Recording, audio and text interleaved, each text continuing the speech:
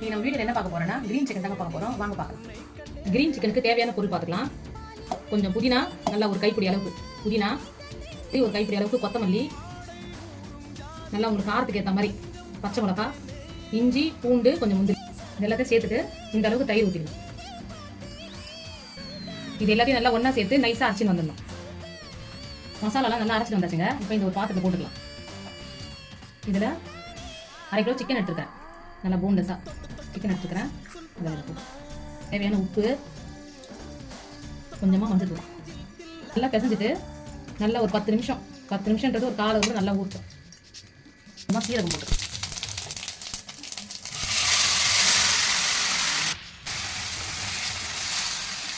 இதில் தண்ணிலாம் ஊற்றக்கூடாதுங்க. சிக்கன்லேயே தண்ணி வரும், அதுவே போதும்.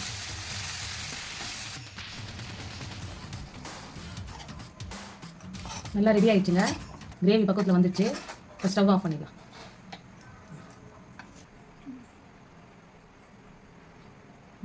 ரொம்ப நல்லா இருக்குதுங்க. நீங்களும் ட்ரை பண்ணி பாருங்கள்.